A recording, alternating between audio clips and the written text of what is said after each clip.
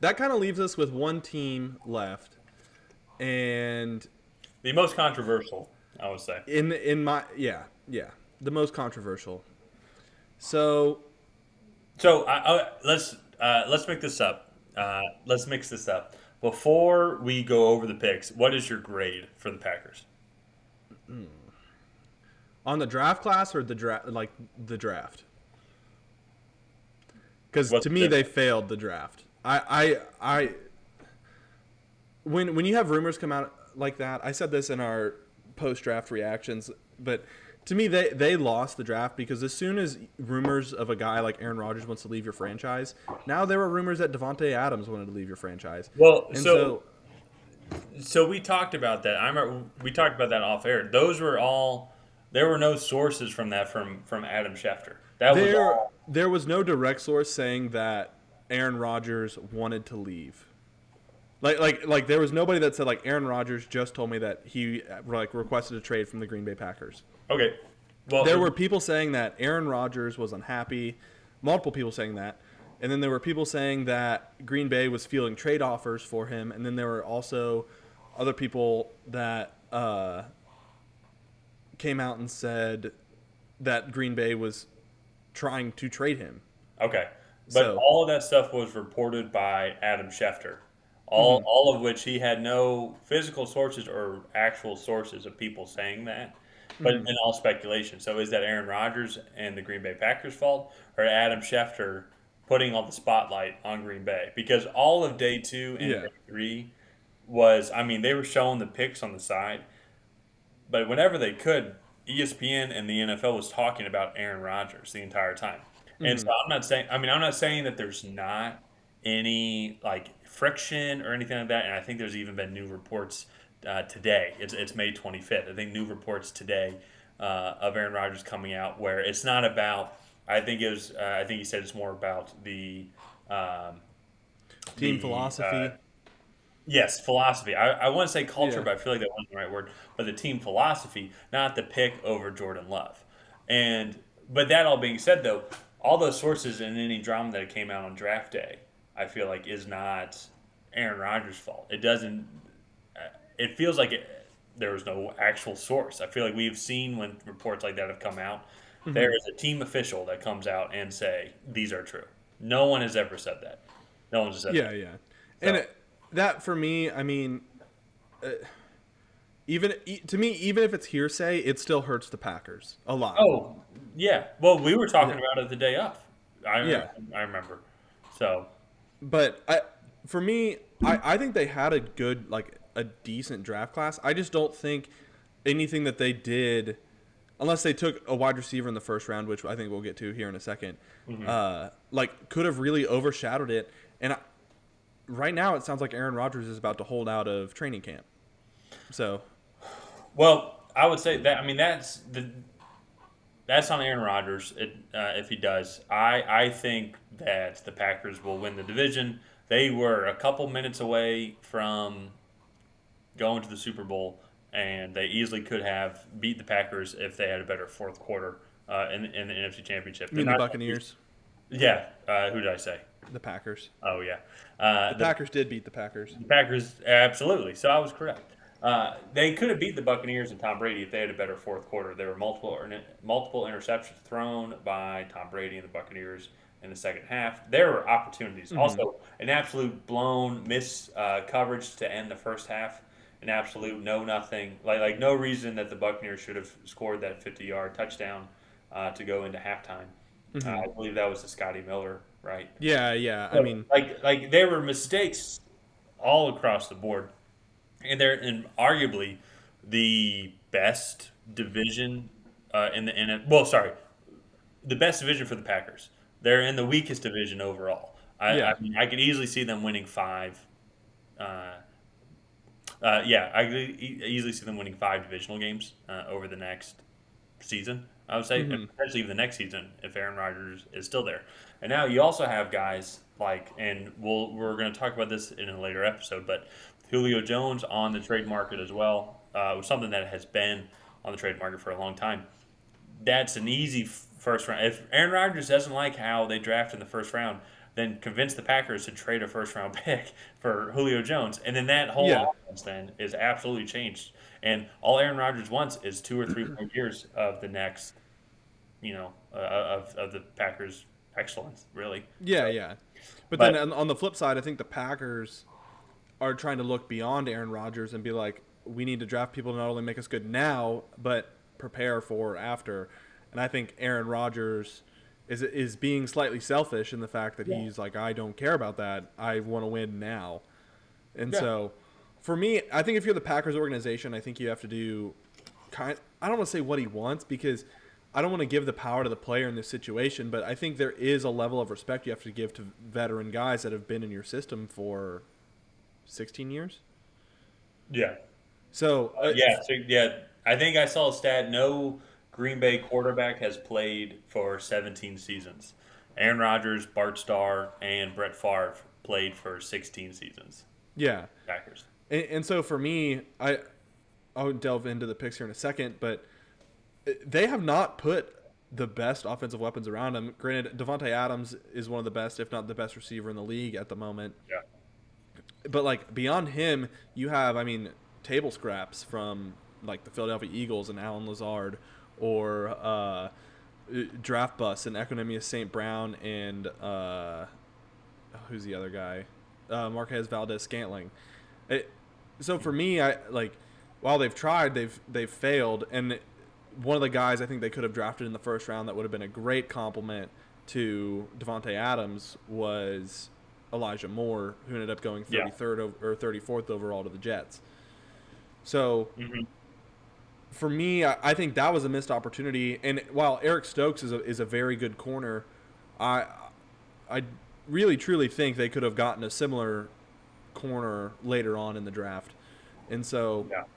uh, I mean, that was just the way my board played out. But some people might think Eric Stokes is like great for that system, and I think he will help them. And they do need secondary help because Jair Alexander can't cover 3 players by himself. Yeah. So, that for me was just like my biggest complaint with this draft. So I agree. Personally, they needed cornerback help, and obviously it's well known on the receiver help that they needed. Personally, if we're talking about the receiver that they did pick, Amari Rodgers, I really like that pick. But now I in do the too. third He's a round, great value for yeah, the third round. I agree. And I will say, to justify the Eric Stokes pick, I like that pick because could you get I'm not saying Amari Rodgers is the level of Elijah Moore, but I think Amari Rodgers is closer to the level of Elijah Moore than whatever cornerback that they could have gotten in the third round to Eric Stokes. I really Hmm. like the Eric Stokes pick because I think it does help with their overall coverage, especially if they're wanting to make deep runs into the Super Bowl. They're going to be facing teams in the NFL divisional rounds and NFC Championship and potentially the Super Bowl where they're going to have multiple receivers, and you're going to need multiple good corners to cover those guys. So I totally get the Elijah Moore pick. I think either pick would have been fine. I also do like the Josh Myers pick. I think Yeah. then to add offensive line depth as well with the second overall pick, and then that gets us to the Amari Rodgers pick as well, third overall, and then all the other picks after that. At that point, any day 3 pick for me personally, when I look at it, is are they trying to fill needs because Hmm. there's so many other guys that they could get with that position, and you're kind of trusting that they're fitting guys that fit their scheme, so to say. But so for me though, I think you also agree with this. Within the top 100, we have more knowledge. And overall, though, Yeah, yeah. those 3 specific picks, I don't dislike. Like, I mean, maybe you can make and I would probably agree with you that maybe there are better players that they could have taken at each pick. Yeah. But they filled all 3 needs that they're looking for: receiver, cornerback, offensive line. Is it in the exact position that people wanted them to? No, but I mean, Yeah. they I did mean, fill those needs. yeah. And that's for me. I do really like Amari Rodgers. I think he's a Elijah Moore-esque receiver. I just think Elijah Moore is better. Yeah. Like I don't to me that's just like the best way to put it. He's just better. Yeah. But I wasn't totally sold on Eric Stokes. But I don't dislike that pick either because they definitely needed help in the secondary. I mean, Kevin King got burnt like 4 times in that Buccaneers game. That is pretty much what contributed to them losing. Oh yeah, So, and they even got another cornerback, Shermer John Charles from Appalachian State. oh, I So, actually watched him play live. He's a lot of those App State players are pretty big, and I'm a big guy. I'm 6'3", 230. So but you're not Shermer John Charles big. no, That's kind of a mouthful. that's actually a funny story. So I was in the end zone.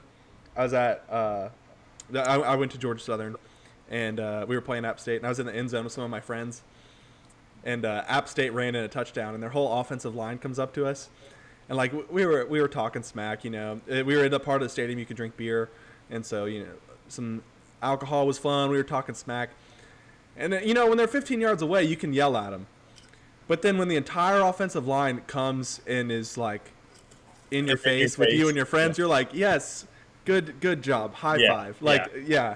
Yeah, Because they were all go Mountaineers. Yeah. Like, go. Yeah, I've always yeah. been an App State fan at heart. Yeah. It was very interesting, but no, I did watch Shamar Jean Charles play live, and he was actually pretty impressive. Yeah. So, but I don't dislike their picks. To me, there's nothing that's like blows me away. I think Amari Rodgers is good value at 85. I had a late second round grade on him, and they got him in the late third round. But other than that, there's not a whole lot that I really was like. The Packers just killed it. Like there wasn't a whole lot that made me feel that way. So Well, but how much of that is our expectation? And I am also playing devil's advocate as well. I think they had a fine draft. I agree with you. Not a great draft. None of their picks just blew me away. But how much of that, though, also is our expectations of us, even pre-draft, of us kind of being, I guess, maybe in a little bit of a little echo chamber between the two of us, saying like, "Oh, they need to get a receiver. They need to get a receiver." Kadarius Toney, Rondell Moore. We didn't even mention Elijah Moore, but Elijah Moore, instead of actually stepping back and looking at the value that Eric Stokes brings. Mm-hmm. No, and like I do think he brings value. I don't know. For me, if things were already rough with Aaron Rodgers, I think you bring him into the draft room and you're like, look, like this is the way we want to go. Like, how do you feel if you want us to go this way? Like, let's have a conversation about it. Yeah. And then like this is like, and then if they sat him down and he was like, I think Amari Rodgers is really good, and they're like, if you think we can get him in the third round, then let's do it. Like, and if he hits a certain point, trade up and go get him. But yeah, to me, like the Aaron Rodgers thing overshadows everything they did in the draft. So yeah, well, and that's a good point too, because then on the flip side, if you're looking at the fan base and if the organization is like, we want to try and be successful over many, many years. I would say, so you're telling me a Tampa Bay Buccaneers fan it will be disappointed 5 years from now if they're 0-15 if they win 2 Super Bowls in a row because they spent all their money on Tom Brady? No, not at all. Like, I don't think they'll care. Like, they're still celebrating the Super Bowl, and they have a really good chance to win this year. And if Tom Brady keeps coming back, they have a really good chance to continue to keep winning. So, like, it is that fine line of being like, we want to be good for the long term besides going in all now. Going all in right now. So. Yeah, and I will say, like, I could look really stupid in 9 months from now, and the Packers are winning a championship because they have a top 10 defense.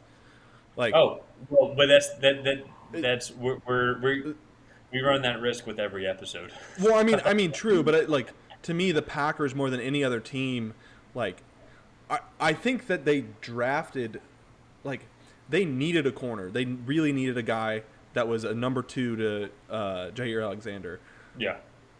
I just don't know if getting Eric Stokes at that pick is going to, like, because if they lose Aaron Rodgers, they're not a contender. Like, they are not even close. They might not even be 500. They have Jordan Love. Yeah. No, I know. I'm just kidding. Yeah. They just signed Blake Bortles, didn't they? Yeah, they did. Yeah. But, like, if they lose Aaron Rodgers, they're not even 500. So for me, I think Well, I okay, just I well, think that hurts it. I just yeah. okay, but then in that instance right there, though, then let's say they do draft a receiver. Let's say they do draft Elijah Moore instead of Eric Stokes, which can solidify the other side of the ball. Then Aaron Rodgers gets hurt in week 5, tears his ACL, he's done for the year. Now you just draft Elijah Moore. You don't have another good cornerback, and then you still don't have Aaron Rodgers. So now you're probably still not going to win But you 500. have to control the things you can control. You can't control if Aaron Rodgers gets hurt in week 5. Yeah, I agree. But you also, I think the Eric Stokes pick, could they have gone Elijah Moore? Like, I'm not disagreeing with that. But I'm saying justifying the Eric Stokes pick and why it was a better draft overall, I think that most people say it is because then if Aaron Rodgers, let's say Aaron Rodgers does get hurt or he leaves, this helps solidify at least the other side of the ball as well. Mm-hmm. If they draft Elijah Moore, but then you put Jordan Love in, then what's the point of drafting Elijah Moore? Now that's just kind of a waste position. If Jordan Love doesn't come in and do a good job, or Blake Bortles even, like if they don't even trust Jordan Love, I you mean, know what I true, but mean? then if you draft Eric Stokes and then Jair Alexander gets hurt, now you're just back to one good corner again, and your defense sucks. Yeah, but you have depth. You know what I mean? If you draft Aaron Rodgers, well, if you draft Elijah Moore, Aaron Rodgers, and Jay Alexander goes hurt, now you have no quarterback or cornerback. You, Yeah, you but know, yeah, I think in that situation you have to control what you can control and yeah, and no. do like what is best for the team at the moment, and worry about longevity later because you're in a win now situation because Aaron Rodgers is 38. Yeah, So that's fair. that for me is like kind of what put a bad taste in my mouth for the Packers. I like Eric Stokes. I like Josh Myers. I like Amari Rodgers. I just think they could have done. I think they could have rearranged some of those picks and still done well. Yeah. So I don't know. That's my take on the Packers. I'm gonna give them a C overall, Okay. just because like I said, I do like some of the players, Okay. but Okay. I'll be a little bit more lenient. I'll go with the B minus. I do think that it is the weaker, the fourth weakest of all the teams in this division.